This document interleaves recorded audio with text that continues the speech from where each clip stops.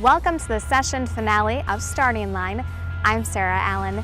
In the next few minutes, we'll look back at the 8 Republican and 8 DFL bills we featured during the first year of the 2015-2016 biennium. The pieces of legislation cover the gamut of topics from surveillance drones to the legal drinking age and unclaimed state lottery prize money. Were any of the bills signed into law? Stay tuned to find out.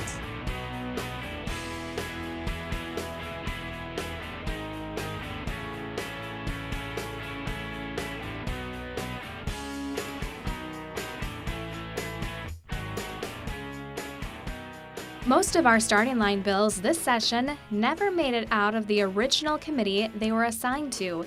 3 of our bills that were referred to the House Public Safety and Crime Prevention Policy and Finance Committee remain there. Those bills include one that would restore voting rights to ex-convicts regardless of their probation or parole status, although the Senate has the provision in its omnibus judiciary bill. Another that would require law enforcement to have a court order before using a drone or without a court order in case of an emergency situation. And the third bill would prevent expansion of audio and video coverage of criminal court proceedings. A pair of starting line bills were referred to the House Health and Human Services Reform Committee, where they too sit. Those bills include Representative Dan Schoen's bill, House File 1361, a 2-prong gun policy bill, and House File 393, sponsored by Representative Mike Freiberg, that would require parents or guardians to talk with a physician before opting their child out of being vaccinated. Although Freiberg's bill did not receive a hearing in the House, it did in the Senate and was referred to their general register. The House Education Innovation Policy Committee was also a popular committee for our starting line bills to originate. A compulsory school-age bill and Representative Sandra Erickson's bill that would require school districts to unseal expunged criminal records of teaching applicants started in that committee and have stayed put. House File 46, an all-day preschool for 4-year-olds bill, was rejected by the committee on an 11-8 party line vote. Just because a bill lingers in a committee doesn't mean the issue can't be brought up on the House floor. A bill that would require Minnesota students to pass, as a condition of receiving their high school diploma, the United States naturalization test immigrants are required to take in order to become citizens, is still in the House Education Innovation Policy Committee, where it was initially referred, but its sponsor, Representative Dean Erdahl, offered, then withdrew an amendment to the Omnibus Education Finance Bill based on House File 1497. My goal in presenting this is to help elevate civics education and participation in Minnesota. Language from a bill can also be included in conference committee bills if it was in either the House or Senate omnibus bills. Similar bill language from House File 695, a bill that would pave a way for mobile salon operators to open for business, is in the State Government Finance Conference Committee report. Other bills that didn't make it out of the first committee they were referred to include a bill that would lower the legal drinking age to 19 and House File 2306, sponsored by Representative Karen Clark, that would allow the public to buy the marble shards replaced by new stone as part of the more than $300 million capital restoration project.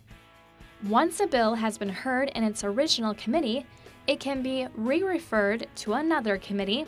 For example, Representative Tim O'Driscoll's bill that would designate unclaimed state lottery prize money to buy school trust lands instead of go into the general fund was referred to the House Education Innovation Policy Committee, where it was amended and then re-referred to the House Government Operations and Elections Policy Committee.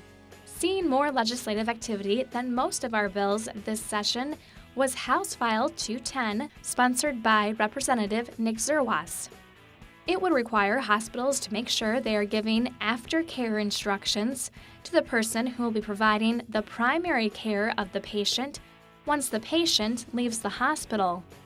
House File 210 was substituted for the Senate version, Senate File 107.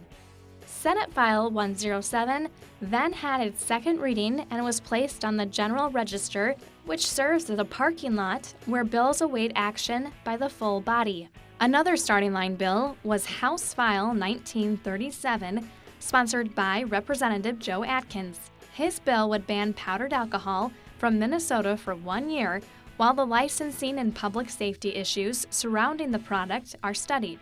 Representative Joe Atkins successfully offered an amendment similar to the language of House File 1937 to the Omnibus Liquor Bill that was signed into law.